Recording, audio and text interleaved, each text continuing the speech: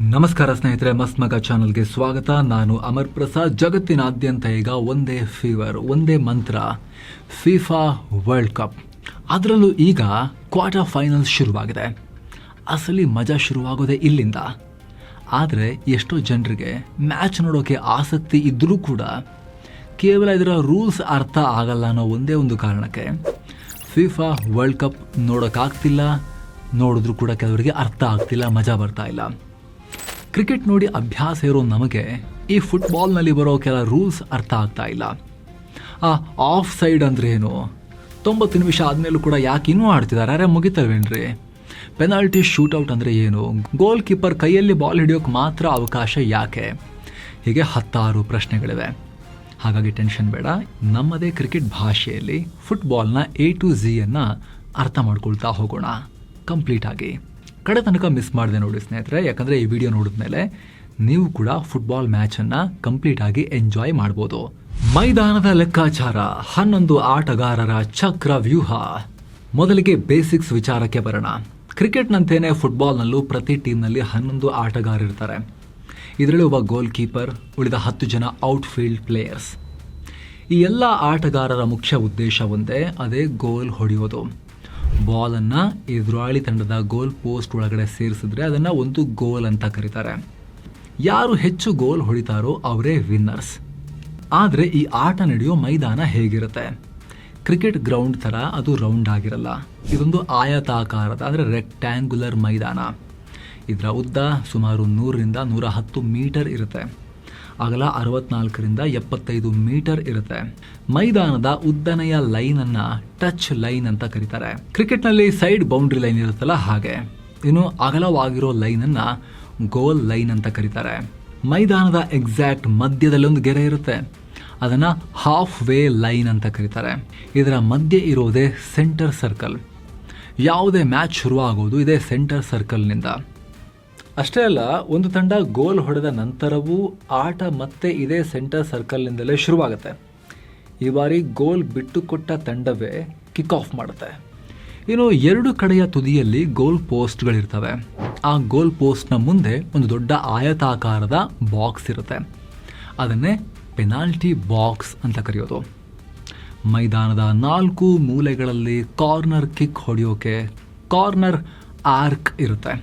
ಹಾಗೆ ಕ್ರಿಕೆಟ್ನಲ್ಲಿ batsman, bowler, fielder ಅಂತ ಹೇಗೆ ಬೇರೆ ಬೇರೆ ಸಾಮರ್ಥ್ಯ, ಬೇರೆ ಬೇರೆ ಸ್ಕಿಲ್ಸ್ ಬೇಸಿಸ್ ಮೇಲೆ ನಾವು ಡಿವೈಡ್ ಮಾಡಿ ನೋಡ್ತೀವೋ, ಫುಟ್ಬಾಲ್ನಲ್ಲೂ ಈ 10 ಜನ ಔಟ್ ಫೀಲ್ಡರ್ಸ್ನ 3 ವಿಭಾಗವಾಗಿ ಡಿವೈಡ್ ಮಾಡ್ತಾರೆ. ಮುಂದೆ ನಿಂತು ಗೋಲ್ ಹೊಡೆಯೋರನ್ನು ಫಾರ್ವರ್ಡ್ಸ್ ಅಥವಾ ಸ್ಟ್ರೈಕರ್ಸ್ ಅಂತ ಕರೀತಾರೆ. ಇವರು ಟೀಮ್ನ ಪ್ರಮುಖ ಅಸ್ತ್ರ. ಕ್ರಿಕೆಟ್ನ ಓಪನಿಂಗ್ ಬ್ಯಾಟ್ಸ್ಮನ್ಗಳಿದ್ದ ಹಾಗೆ ಮೆಸ್ಸಿ, ರೊನಾಲ್ಡೋ, ಎಂಬಾಪೆ ಇವರೆಲ್ಲ ಫಾರ್ವರ್ಡ್ಸ್. ಏನೋ ಮಧ್ಯದಲ್ಲಿ ಆಡೋರನ್ನು ಮಿಡ್ ಫೀಲ್ಡರ್ಸ್ ಅಂತ ಕರೀತಾರೆ. ಇವರು ಆಲ್ರೌಂಡರ್ಸ್ ಇದ್ದ ಹಾಗೆ. ಆತ ಡಿಫೆನ್ಸ್ಗೂ ಸಹಾಯ ಮಾಡ್ತಾರೆ, ಇತ್ತ ಸ್ಟ್ರೈಕರ್ಸ್ಗೂ ಬಾಲ್ ಪಾಸ್ ಮಾಡ್ತಾರೆ. ಇನ್ನು ಹಿಂದೆ ಇರುವವರನ್ನು ಡಿಫೆಂಡರ್ಸ್ ಅಂತ ಕರೀತಾರೆ. ಇವ್ರ ಕೆಲಸ ಎದುರಾಳಿಗಳು ಗೋಲ್ ಹೊಡೆಯದಂತೆ ತಡೆಯೋದು. ಏನೋ ಕ್ರಿಕೆಟ್ನಲ್ಲಿ ಫೀಲ್ಡಿಂಗ್ ಸೆಟ್ ಮಾಡ್ತಾರಲ್ವಾ, ಅದೇ ರೀತಿ ಫುಟ್ಬಾಲ್ನಲ್ಲಿ ಫಾರ್ಮೇಷನ್ಸ್ ಇರ್ತವೆ. ಉದಾಹರಣೆಗೆ 4-3-3 ಅಂದರೆ 4 ಡಿಫೆಂಡರ್ಸ್, 3 ಮಿಡ್ ಫೀಲ್ಡರ್ಸ್, 3 ಫಾರ್ವರ್ಡ್ಸ್. ಅದೇ ರೀತಿ 4-4-2, 3-5-2 ಹೀಗೆ ಮ್ಯಾಚ್ನ ಸನ್ನಿವೇಶಕ್ಕೆ ತಕ್ಕಂತೆ ಮ್ಯಾನೇಜರ್ ಈ ಚಕ್ರವ್ಯೂಹವನ್ನು ರಚಿಸ್ತಾರೆ. ಏನು ಫುಟ್ಬಾಲ್ನ ಅತ್ಯಂತ ಪ್ರಮುಖವಾದ ವ್ಯಕ್ತಿ ಅಂದರೆ ಅದು ಗೋಲ್ ಕೀಪರ್. ಕ್ರಿಕೆಟ್ನಲ್ಲಿ ವಿಕೆಟ್ ಕೀಪರ್ಗೆ ಮಾತ್ರ ಹೇಗೆ ಗ್ಲೌಸ್ ಹಾಕಿಕೊಳ್ಳೋ ಅಧಿಕಾರ ಇರುತ್ತೋ ಹಾಗೆ ಫುಟ್ಬಾಲ್ನಲ್ಲಿ ಬಾಲನ್ನು ಕೈಯಿಂದ ಮುಟ್ಟುವ ಅಧಿಕಾರ ಇರೋದು ಈ ಗೋಲ್ ಕೀಪರ್ಗೆ ಮಾತ್ರ. ಉಳಿದಂತೆ ಎಲ್ರಿಗೂ ಇದು ಕಾಲ್ ಚೆಂಡು ಅಷ್ಟೇ, ಕಾಲಲ್ಲಿ ಮಾತ್ರ. ಆದರೆ ಒಂದು ಟ್ವಿಸ್ಟ್ ಇದೆ. ಗೋಲ್ ಕೀಪರ್ ಇಡೀ ಮೈದಾನದಲ್ಲಿ ಎಲ್ಲೆಲ್ಲ ಹೋಗಿ ಮನಸ್ಸು ಬಂದಲ್ಲೆಲ್ಲ ಹೋಗಿ ಬಾಲಿಗೆ ಕೈ ಹಾಕೋಕ್ಕಾಗಲ್ಲ. ತನ್ನದೇ ಗೋಲ್ ಪೋಸ್ಟ್ ಮುಂದಿರೋ ಆಯತಾಕಾರದ ಪೆನಾಲ್ಟಿ ಬಾಕ್ಸ್ ಒಳಗಡೆ ಮಾತ್ರ ತನ್ನ ಕೈಗಳನ್ನು ಬಳಸ್ಬೋದು. ಆ ಗೆರೆಯಿಂದ ಆಚೆ ಬಂದರೆ ಅವರಿಗೂ ಕೈಯಿಂದ ಬಾಲ್ ಮುಟ್ಟೋ ಅಧಿಕಾರ ಇರಲ್ಲ. 90 ನಿಮಿಷದ ಯುದ್ಧ. ಟೈಮ್ ಔಟ್ ಇಲ್ಲ, ಬ್ರೇಕ್ ಇಲ್ಲ. ಕ್ರಿಕೆಟ್ನಲ್ಲಿ ಒಂದು ಓವರ್ ಮುಗಿದ ತಕ್ಷಣ ಆಟಗಾರರು ಸ್ವಲ್ಪ ರಿಲ್ಯಾಕ್ಸ್ ಆಗ್ತಾರೆ, ಉಸಿರು ಬಿಡ್ತಾರೆ, ಆ ಕಡೆ ಈ ಕಡೆ ನೋಡ್ತಾರೆ, ಹಿಂಗಂತಾರೆ, ಸರಿ ಹಾಕಿ ಬಾಲ್ ಅಂತ ಹೇಳಿ ಆಡ್ತಾರೆ. ಮಧ್ಯದಲ್ಲಿ ಡ್ರಿಂಕ್ಸ್ ಬ್ರೇಕ್ ಇರುತ್ತೆ. ಆದರೆ ಫುಟ್ಬಾಲ್ನಲ್ಲಿ ಹಾಗಲ್ಲ, ನಿರಂತರವಾಗಿ ನಡೆಯೋ ಯುದ್ಧ. ಒಂದು ಪಂದ್ಯದ ಒಟ್ಟು ಅವಧಿ ಕೇವಲ 90 ನಿಮಿಷ. ಆ 90 ಮಿನಿಟ್ಸನ್ನು 2 ಭಾಗಗಳಾಗಿ ವಿಂಗಡಿಸ್ತಾರೆ. ಮೊದಲ 45 ನಿಮಿಷ ಆಟ ಆದಮೇಲೆ ಒಂದು 15 ನಿಮಿಷದ ಹಾಫ್ ಟೈಮ್ ಬ್ರೇಕ್ ಸಿಗುತ್ತೆ. ಆ ಬ್ರೇಕ್ ಮುಗಿದ ಮೇಲೆ ಮತ್ತೆ 45 ನಿಮಿಷದ ಆಟ ನಡೆಯುತ್ತೆ. 90 ನಿಮಿಷದ ಆಟದಲ್ಲಿ ಅದೊಂದೇ ಮಿಡ್ ಬ್ರೇಕ್ ಮಾತ್ರ, ಮಧ್ಯ ಮಧ್ಯದಲ್ಲಿ ಡ್ರಿಂಕ್ಸ್ ಬ್ರೇಕು ಆ ಥರದ್ದೆಲ್ಲ ಇರೋದಿಲ್ಲ. ಹಾಗೆ ಇಲ್ಲೊಂದು ಇಂಟ್ರೆಸ್ಟಿಂಗ್ ವಿಚಾರ ಇದೆ, ಗಮನಿಸಿ. ಫುಟ್ಬಾಲ್ನಲ್ಲಿ ಟೈಮರ್ ಉಲ್ಟಾ ಕೌಂಟ್ ಡೌನ್ ಆಗಲ್ಲ, ಬದಲಾಗಿ 1ರಿಂದ 90 ಕಡೆಗೆ ಅದು ಓಡ್ತಾನೆ ಇರುತ್ತೆ. ಮಧ್ಯದಲ್ಲಿ ಯಾರಿಗಾದರೂ ಪೆಟ್ಟಾದರೆ ಅಥವಾ ಬಾಲ್ ಮೈದಾನದಿಂದ ಆಚೆ ಹೋದರೆ ರೆಫ್ರಿ ಆಟವನ್ನು ನಿಲ್ಲಿಸ್ತಾರೆ. ಆದರೆ ಗಡಿಯಾರ ಮಾತ್ರ ನಿಲ್ಲಲ್ಲ, ಅದು ಓಡ್ತಾನೆ ಇರುತ್ತೆ. ಹಾಗಾದರೆ ಲಾಸ್ ಆದ ಆ ಟೈಮ್ ಕತೆ ಏನು? ಅದನ್ನೇ ಆ್ಯಡೆಡ್ ಟೈಮ್ ಅಂತ ಕರೀತಾರೆ. ಪ್ರತಿ 45 ನಿಮಿಷದ ಆಟದ ಕೊನೆಯಲ್ಲಿ ಅದನ್ನು ಸೇರಿಸ್ತಾರೆ. ನೀವು ಟಿ ವಿಯಲ್ಲಿ ಮ್ಯಾಚ್ ನೋಡುವಾಗ ಸ್ಕೋರ್ ಬೋರ್ಡ್ ಪಕ್ಕದಲ್ಲಿ +3 ಅಥವಾ +5 ಅಂತ ಹೇಳಿ ತೋರಿಸ್ತಾ ಇರೋದ್ವಾ, ಅದೇ ಈ ಆ್ಯಡೆಡ್ ಟೈಮ್. ಜನರಿಗೆ ಇದೇ ತುಂಬ ಕನ್ಫ್ಯೂಸ್ ಆಗೋದು. 90 ನಿಮಿಷ ಮುಗಿದ ಮೇಲೂ ಕೂಡ ಇನ್ನೂ ಆಡಿಸ್ತಾ ಇದ್ದಾರಲ್ಲ ಯಾಕೆ ಅಂತ. ಅದು ಎಕ್ಸ್ಟ್ರಾ ಟೈಮ್ ಅಲ್ಲ, ವೇಸ್ಟ್ ಆಗಿದ್ದ ಟೈಮನ್ನು ಕಂಪನ್ಸೇಟ್ ಮಾಡ್ತಾ ಇರುವುದು ಅಷ್ಟೇ. ಆ ಸಮಯ ಮುಗಿದ ಮೇಲಷ್ಟೇ ರೆಫ್ರಿ ವಿಸಿಲ್ ಊದಿ ಆಟವನ್ನು ನಿಲ್ಲಿಸ್ತಾರೆ. ಇನ್ನು ಬದಲಾವಣೆ ಅಂದರೆ ಸಬ್ಸ್ಟಿಟ್ಯೂಷನ್ಸ್. ಒಂದು ಮ್ಯಾಚ್ನಲ್ಲಿ ಗರಿಷ್ಠ 5 ಆಟಗಾರರನ್ನು ಚೇಂಜ್ ಮಾಡೋಕ್ಕೆ ಅವಕಾಶ ಇರುತ್ತೆ. ಆದರೆ ಅದಕ್ಕೆ ಕೇವಲ 3 ಸಲ ಮಾತ್ರ, 3 ವಿಂಡೋ ಮಾತ್ರ ಇರುತ್ತೆ, 3 ಬಾರಿ ಮಾತ್ರ ಅವಕಾಶ. ಆ 3 ಅವಕಾಶಗಳಲ್ಲಿ ಒಟ್ಟು 5 ಆಟಗಾರರನ್ನ ಚೇಂಜ್ ಮಾಡೋಕ್ಕೆ ಅವಕಾಶ ಇರುತ್ತೆ. ಮೈದಾನದ ಆಚೆ ಬಾಲ್ ಹೋದರೆ ಏನಾಗುತ್ತೆ? ಕ್ರಿಕೆಟ್ನಲ್ಲಿ ಬಾಲ್ ಬೌಂಡ್ರಿ ಲೈನ್ ದಾಟಿದ್ರೆ 4 ಅಥವಾ 6, ಆದರೆ ಇಲ್ಲಿ ಬಾಲ್ ಲೈನ್ ದಾಟಿದ್ರೆ ಆಟ ನಿಲ್ಲುತ್ತೆ. ಟಚ್ ಲೈನ್ ಆಚೆ ಹೋದರೆ ಎದುರಾಳಿ ತಂಡದ ಆಟಗಾರ ತನ್ನ ಕೈಯಿಂದ ಬಾಲನ್ನು ಮೈದಾನದ ಒಳಗಡೆ ಎಸಿಬೇಕು. ಇದನ್ನು ಥ್ರೋ ಇನ್ ಅಂತ ಕರೀತಾರೆ. ಹಾಗೆ ಒಂದು ವೇಳೆ ಬಾಲ್ ಗೋಲ್ ಪೋಸ್ಟ್ ಪಕ್ಕದಲ್ಲಿರೋ ಗೋಲ್ ಲೈನ್ ಕ್ರಾಸ್ ಮಾಡಿದ್ರೆ ಏನಾಗುತ್ತೆ? ಇಲ್ಲೊಂದು ಟ್ವಿಸ್ಟ್ ಇದೆ. ಡಿಫೆಂಡ್ ಮಾಡ್ತಿರೋ ತಂಡದ ಆಟಗಾರನಿಗೆ ತಾಗಿ ಬಾಲ್ ಆ ಲೈನ್ ದಾಟಿದ್ರೆ ಎದುರಾಳಿ ತಂಡಕ್ಕೆ ಕಾರ್ನರ್ ಕಿಕ್ ಸಿಗುತ್ತೆ. ಅಂದರೆ ಮೈದಾನದ ಮೂಲೆಯಿಂದ ನೇರವಾಗಿ ಪೆನಾಲ್ಟಿ ಬಾಕ್ಸ್ ಒಳಗಡೆ ಬಾಲ್ ಒದೆಯೋ ಚಾನ್ಸ್. ಅದೇ ಅಟ್ಯಾಕ್ ಮಾಡ್ತಿರೋ ಆಟಗಾರನಿಂದಲೇ ಬಾಲ್ ಆಚೆ ಹೋದರೆ ಆಗ ಡಿಫೆಂಡ್ ಮಾಡ್ತಿರೋ ಟೀಮ್ನ ಗೋಲ್ ಕೀಪರ್ ಆ ಬಾಲನ್ನು ಒದಿತಾರೆ. ಅದನ್ನು ಗೋಲ್ ಕಿಕ್ ಅಂತ ಕರೀತಾರೆ. ಆದರೆ ಈತ ಪೆನಾಲ್ಟಿ ಬಾಕ್ಸ್ ಒಳಗಿರೋ 6 ಯಾರ್ಡ್ ಗೋಲ್ ಏರಿಯಾದಿಂದಲೇ ಬಾಲ್ನ ಒದಿಬೇಕು. ಏನೋ ಕ್ರಿಕೆಟ್ನಲ್ಲಿ ಅಂಪೈರ್ ತೀರ್ಮಾನವೇ ಅಂತಿಮ ಅಲ್ವಾ? ಫುಟ್ಬಾಲ್ನಲ್ಲಿ ಇವ್ರನ್ನ ರೆಫ್ರಿ ಅಂತ ಕರೀತಾರೆ. ಮೈದಾನದಲ್ಲಿ ಇವ್ರದ್ದೇ ಸುಪ್ರೀಂ ಪವರ್. ಇವರಿಗೆ ಸಹಾಯ ಮಾಡೋಕೆ ಲೈನ್ ಹೊರಗಡೆ ಅಸಿಸ್ಟೆಂಟ್ ರೆಫರೀಸ್ ಇರ್ತಾರೆ. ಏನೋ ನಿಯಮಗಳ ಉಲ್ಲಂಘನೆ ಅಂದರೆ ಫೌಲ್ ಬಗ್ಗೆ ಮಾತಾಡಲೇಬೇಕು. ಫುಟ್ಬಾಲ್ ಒಂದು ಫಿಸಿಕಲ್ ಗೇಮ್, ಕಾಂಟ್ಯಾಕ್ಟ್ ಸ್ಪೋರ್ಟ್. ಆಟಗಾರರ ಮಧ್ಯೆ ತಳ್ಳಾಟ, ನೂಕಾಟ ಬಹಳ ಸಹಜ. ಆದರೆ ಹಾಗಂತ ಬಾಲ್ ಬಿಟ್ಟು ಉದ್ದೇಶಪೂರ್ವಕವಾಗಿ ಎದುರಾಳಿಯನ್ನು ತಳ್ಳೋ ಹಾಗಿಲ್ಲ, ಪುಷ್ ಮಾಡೋ ಹಾಗಿಲ್ಲ, ಕಾಲಡ್ಡ ಹಾಕಿ ಬೀಳಿಸೋ ಹಾಗಿಲ್ಲ, ಟ್ರಿಪ್ ಮಾಡೋ ಹಾಗಿಲ್ಲ, ಜರ್ಸಿ ಹಿಡಿದು ಜಗ್ಗೋ ಹಾಗಿಲ್ಲ, ಹೋಲ್ಡಿಂಗ್ ಮಾಡೋ ಹಾಗಿಲ್ಲ. ಹಾಗೆ ಮಾಡಿದ್ರೆ ಅದು ಫೌಲ್ ಆಗುತ್ತೆ. ಜೊತೆಗೆ ಹ್ಯಾಂಡ್ ಬಾಲ್ ಅಂದರೆ ಆಟಗಾರನ ಕೈಯಿಂದ ಹಿಡಿದು ಭುಜದವರೆಗಿನ ಕೈ ಭಾಗಕ್ಕೆ ಬಾಲ್ ತಾಗೋ ಹಾಗಿಲ್ಲ, ಇಲ್ಲಿಂದ ಇಲ್ಲಿ ತನಕನೂ ಬಾಲ್ ತಾಗೋ ಹಾಗಿಲ್ಲ. ಒಂದು ವೇಳೆ ತಾಗ್ತು ಅಂದರೆ ಅದು ಕೂಡ ಫೌಲ್ ಆಗುತ್ತೆ. ಇಂಥ ಫೌಲ್ಗಳಿಗೆ ರೆಫರಿ ಪನಿಷ್ಮೆಂಟ್ ಕೊಡ್ತಾರೆ. ಅವರ ಬಳಿ 2 ಅಸ್ತ್ರ ಇರ್ತವೆ, ಒಂದು ಹಳದಿ ಕಾರ್ಡ್, ಇನ್ನೊಂದು ರೆಡ್ ಕಾರ್ಡ್. ಹಳದಿ ಕಾರ್ಡ್ ಒಂದು ರೀತಿಯ ಅಂತಿಮ ಎಚ್ಚರಿಕೆ, ಫೈನಲ್ ವಾರ್ನಿಂಗ್ ಥರ. ಕ್ರಿಕೆಟ್ನಲ್ಲಿ ಬೌಲರ್ ಪಿಚ್ ಮೇಲೆ ಓಡಿದ್ರೆ ಅಂಪೈರ್ ವಾರ್ನಿಂಗ್ ಕೊಡ್ತಾರಲ್ಲ ಹಾಗೆ. ಒಂದು ಮ್ಯಾಚ್ನಲ್ಲಿ ಒಬ್ಬನೇ ಆಟಗಾರ 2 ಬಾರಿ ಹಳದಿ ಕಾರ್ಡ್ ಪಡೆದ್ರೆ ಅದು ಕೆಂಪು ಕಾರ್ಡ್ ಆಗಿ ಕನ್ವರ್ಟ್ ಆಗುತ್ತೆ. ರೆಡ್ ಕಾರ್ಡ್, ಆಟಗಾರ ತುಂಬ ಡೇಂಜರಸ್ ಆಗಿ ಟ್ಯಾಕಲ್ ಮಾಡಿದ್ರೆ, ರೆಫ್ರಿ ಜೊತೆ ಅತಿರೇಕಕ್ಕಿಳಿದು ಜಗಳ ಮಾಡಿದ್ರೆ ಡೈರೆಕ್ಟಾಗಿ ರೆಡ್ ಕಾರ್ಡ್ ತೋರಿಸ್ತಾರೆ. ರೆಡ್ ಕಾರ್ಡ್ ತಗೊಂಡ ಆಟಗಾರ ತಕ್ಷಣ ಮೈದಾನದಿಂದ ಹೊರಗೆ ಹೋಗಬೇಕು. ಅಷ್ಟೇ ಅಲ್ಲ, ಕ್ರಿಕೆಟ್ನಲ್ಲಿ ಆಟಗಾರ ಇಂಜುರಿ ಆದರೆ ಸಬ್ಸ್ಟಿಟ್ಯೂಟ್ ಬರ್ತಾರಲ್ವಾ, ಆದರೆ ಇಲ್ಲಿ ಆ ಚಾನ್ಸ್ ಇಲ್ಲ. ಒಬ್ಬ ರೆಡ್ ಕಾರ್ಡ್ ತಿಂದರೆ ಆ ತಂಡ ಮುಂದಿನ ಆಟವನ್ನು ಉಳಿದಿರೋ ಆಟಗಾರರಲ್ಲೇ ಆಡಬೇಕು. ಒಂದು ಮೈನಸ್ ಆಯಿತು ಆಟಗಾರ. ಇದು ಇಡೀ ಮ್ಯಾಚ್ನ ಗತಿಯನ್ನೇ ಬದಲಾಯಿಸಿಬಿಡುತ್ತೆ. Free kick versus penalty. ತುಂಬ ಜನಕ್ಕೆ ಇದು ಕೂಡ ಕನ್ಫ್ಯೂಷನ್. ಫೌಲ್ ಆದಾಗ ಅದಕ್ಕೆ ಪರಿಹಾರ ಏನು ಹೇಳಿ? ಎದುರಾಳಿಗಳಿಗೆ ಶಿಕ್ಷೆಯಾಗಿ ಸಿಗೋದೇ ಕಿಕ್ಗಳು. ಆದರೆ ಈ ಫ್ರೀ ಕಿಕ್ ಮತ್ತು ಪೆನಾಲ್ಟಿ ಬಗ್ಗೆ ಸಾಕಷ್ಟು ಜನರಿಗೆ ಕನ್ಫ್ಯೂಷನ್ ಇದೆ. ತುಂಬ ಸಿಂಪಲ್ ಆಗಿ ಹೇಳ್ತೀವಿ ಕೇಳಿ. ಫೌಲ್ ಎಲ್ಲಿ ನಡೆಯುತ್ತೆ ಅನ್ನೋದರ ಮೇಲೆ ಇದು ನಿರ್ಧಾರ ಆಗುತ್ತೆ. ಫ್ರೀ ಕಿಕ್, ಗೋಲ್ ಕೀಪರ್ ಇರುವ ಪೆನಾಲ್ಟಿ ಬಾಕ್ಸ್ನ ಹೊರಗಡೆ ಏನಾದರೂ ಫೌಲ್ ಆದರೆ ಎದುರಾಳಿ ತಂಡಕ್ಕೆ ಫ್ರೀ ಕಿಕ್ ಸಿಗುತ್ತೆ. ಯಾವ ಜಾಗದಲ್ಲಿ ಫೌಲ್ ಆಗಿರುತ್ತೋ ಅದೇ ಜಾಗದಿಂದ ಬಾಲನ್ನು ಅಲ್ಲಿಟ್ಟು ನೇರವಾಗಿ ಗೋಲ್ ಕಡೆ ಒದಿಬಹುದು. ಈ ಟೈಮ್ನಲ್ಲಿ ಎದುರಾಳಿ ತಂಡದವರು ಕನಿಷ್ಠ 10 ಯಾರ್ಡ್ ದೂರದಲ್ಲಿ ಒಂದು ಗೋಡೆ ರೀತಿ ವಾಲ್ ಥರ ನಿಂತ್ಕೊಂಡು ಬಾಲ್ ತಡೆಯೋಕೆ ಪ್ರಯತ್ನ ಪಡ್ತಾರೆ.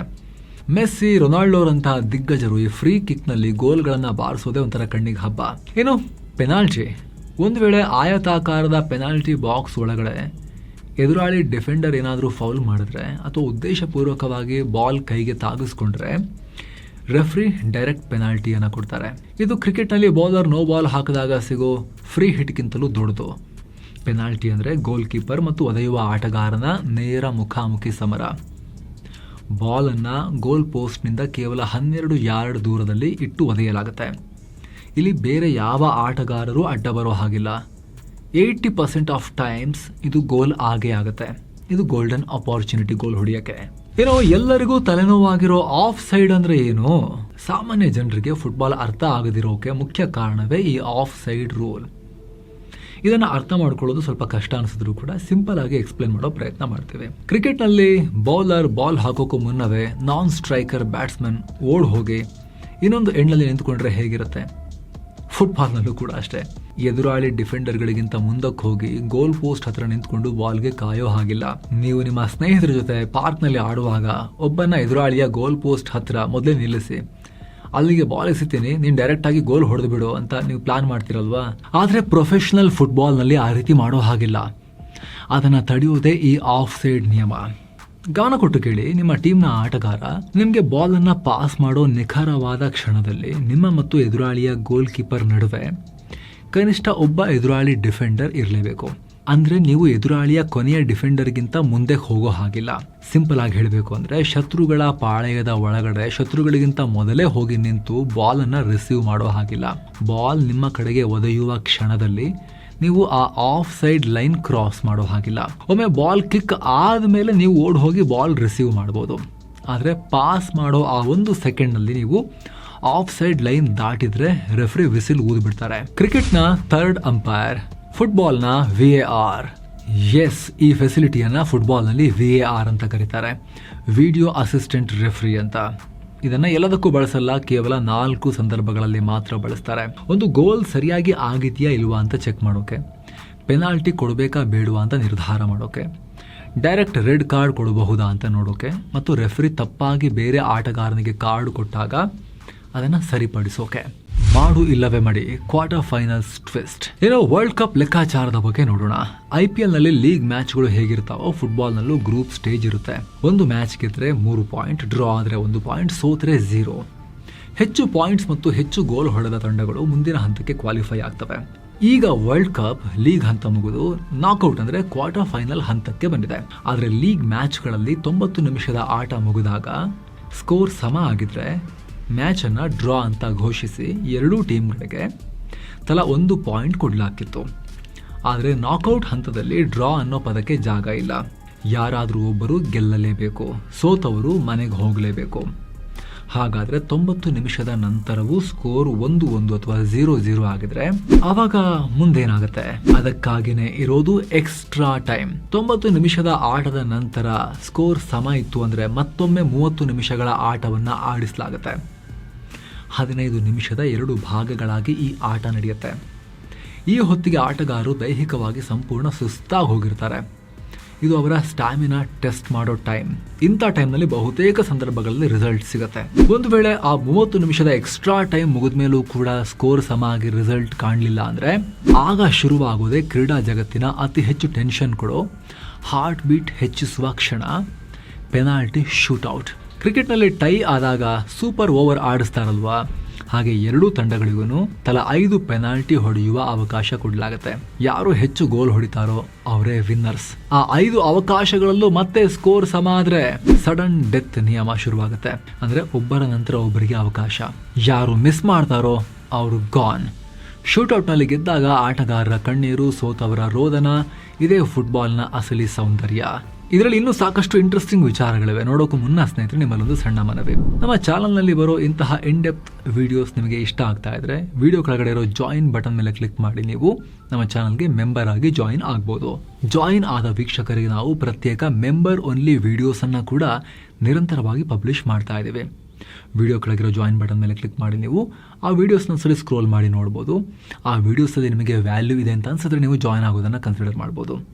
ಜೊತೆಗೆ ನಿಮ್ಮ ಒಂದೊಂದು ಮೆಂಬರ್ಶಿಪ್ ಕೂಡ ನಮ್ಮ ಚಾನಲ್ಗೆ ನೀವು ಕೂಡ ಅತಿ ದೊಡ್ಡ ಬೆಂಬಲ ಸ್ನೇಹಿತರೆ. ಆಸಕ್ತರು ಮಿಸ್ ಇಲ್ಲದೆ ಚೆಕ್ ಮಾಡಿ. ಬನ್ನಿ ಕಂಟಿನ್ಯೂ ಮಾಡೋಣ. ಕಾಮೆಂಟರಿ ಅರ್ಥ ಆಗಬೇಕಾ? ಈ ಡಿಕ್ಷನರಿ ಕೇಳಿ. ಫುಟ್ಬಾಲ್ ಕಾಮೆಂಟ್ರಿ ಕೇಳುವಾಗ ಕೆಲ ಪದಗಳು ಪದೇ ಪದೇ ಬರ್ತಾ ಇರ್ತವೆ. ಅದರ ಅರ್ಥವನ್ನ ಶಾರ್ಟ್ ಆಗಿ ಹೇಳ್ತೀವಿ ಕೇಳಿ. ಪೊಸೆಷನ್, ಬಾಲ್ ಯಾವ ಟೀಮ್ ನ ಬಳಿ ಹೆಚ್ಚು ಟೈಮ್ ಇರುತ್ತೋ ಅದು ಅವರ ಪೊಸೆಷನ್. ಕೌಂಟರ್ ಅಟ್ಯಾಕ್, ಎದುರಾಳಿಗಳು ನಮ್ಮ ಕೋರ್ಟ್ ನಲ್ಲಿದ್ದಾಗ ದಿಢೀರಂತ ಬಾಲ್ ಕಸಿದುಕೊಂಡು ವೇಗವಾಗಿ ಅಟ್ಯಾಕ್ ಮಾಡೋದು. ಕ್ರಾಸ್, ಮೈದಾನದ ಮೂಲೆಯಿಂದ ಮಧ್ಯದಲ್ಲಿರೋ ಸಹ ಆಟಗಾರನಿಗೆ ಬಾಲ್ ತೇಲಿಸಿ ಬಿಡೋದು. ಹೆಡರ್, ತಲೆಯಿಂದ ಬಾಲ್ ಹೊಡೆಯೋದು. ಹ್ಯಾಟ್ರಿಕ್, ಒಬ್ಬನೇ ಆಟಗಾರ ಒಂದೇ ಮ್ಯಾಚ್ನಲ್ಲಿ 3 ಗೋಲ್ ಹೊಡೆಯೋದು. ಕ್ಲೀನ್ ಶೀಟ್, ಎದುರಾಳಿಗಳಿಗೆ 1 ಗೋಲ್ ಬಿಟ್ಟು ಕೊಡದೇ ಇರೋದು. ಅಸಿಸ್ಟ್, ಗೋಲ್ ಹೊಡೆಯೋಕೆ ಕಡೆಯದಾಗಿ ಪರ್ಫೆಕ್ಟ್ ಪಾಸ್ ಕೊಡುವ ಆಟಗಾರನಿಗೆ ಅಸಿಸ್ಟ್ ಕ್ರೆಡಿಟ್ ಸಿಗುತ್ತೆ. ಸ್ನೇಹಿತರೆ, ವಿಡಿಯೋ ಮುಗಿಸೋ ಮುನ್ನ ಕೆಲವು ಆಸಕ್ತಿದಾಯಕ ಫ್ಯಾಕ್ಟ್ಸ್ ಇಲ್ಲಿವೆ. ಒಂದು ಪ್ರೊಫೆಷನಲ್ ಫುಟ್ಬಾಲ್ನ ತೂಕ ಸುಮಾರು 410ರಿಂದ 450 ಗ್ರಾಮ್ ಇರುತ್ತೆ. ಗೋಲ್ ಪೋಸ್ಟ್ ನ ಎತ್ತರ 8 ಅಡಿ ಇದ್ರೆ ಅಗಲ 24 ಅಡಿ ಇರುತ್ತೆ. ತುಂಬಾ ಚಿಕ್ಕ ಗೂಡಲ್ಲ ಅದು. ಸ್ಟೇಡಿಯಂನಲ್ಲಿರೋ ಗಡಿಯಾರ ಅಂತಿಮ ಅಲ್ಲ, ರೆಫ್ರಿಯೇ ಮೈದಾನದ ಅಧಿಕೃತ ಟೈಮ್ ಕೀಪರ್. ಸ್ನೇಹಿತರೆ, ಬಹುತೇಕ ಫುಟ್ಬಾಲ್ನ ಎಲ್ಲ ಬೇಸಿಕ್ಸ್ ಅನ್ನ ತಿಳಿಸ್ಕೊಡೋ ಪ್ರಯತ್ನವನ್ನ ಮಾಡಿದ್ದೀವಿ. ಇನ್ಮೇಲೆ ನಿಯಮ ಅರ್ಥ ಆಗ್ತಿಲ್ಲ, ಇಂಟ್ರೆಸ್ಟ್ ಇದೆ ಅಂತ ಹೇಳಿ ಟಿವಿಯನ್ನು ಆಫ್ ಮಾಡಬೇಡಿ. ಕ್ರಿಕೆಟ್ನಷ್ಟೇ ಥ್ರಿಲ್ ಕೊಡೋ ಆಟ ಈ ಫುಟ್ಬಾಲ್.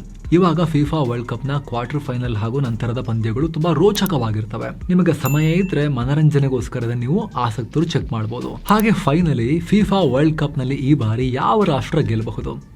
ನಿಮ್ಮ ಫೇವರಿಟ್ ಆಟಗಾರ ಯಾರು ಅಂತ ಕಾಮೆಂಟ್ ಮಾಡಿ ನಮಗೆ ತಿಳಿಸಿ. ಈ ಮಾಹಿತಿ ಇಷ್ಟ ಆಗಿದ್ರೆ ವಿಡಿಯೋ ಲೈಕ್ ಮಾಡಿ, ನಿಮ್ಮ ಫ್ರೆಂಡ್ಸ್ ಜೊತೆಗೂ ಕೂಡ ನೀವು ಇದನ್ನ ಶೇರ್ ಮಾಡಿ. ಥ್ಯಾಂಕ್ ಯು ಸೋ ಮಚ್ ಸ್ನೇಹಿತರೆ. ಕಡೆದಾಗಿ ಕ್ವಿಕ್ ರಿಮೈಂಡರ್, ವಿಡಿಯೋ ಕೆಳಗಿರೋ ಜಾಯಿನ್ ಬಟನ್ ಮೂಲಕ ಆಸಕ್ತ ವೀಕ್ಷಕರು ನಮ್ಮ ಚಾನಲ್ಗೆ ಮೆಂಬರ್ಸ್ ಆಗಿ ಜಾಯಿನ್ ಆಗ್ಬೋದು. ಮತ್ತೆ ಭೇಟಿ ಆಗ್ತಿರೋಣ. ನಮಸ್ಕಾರ.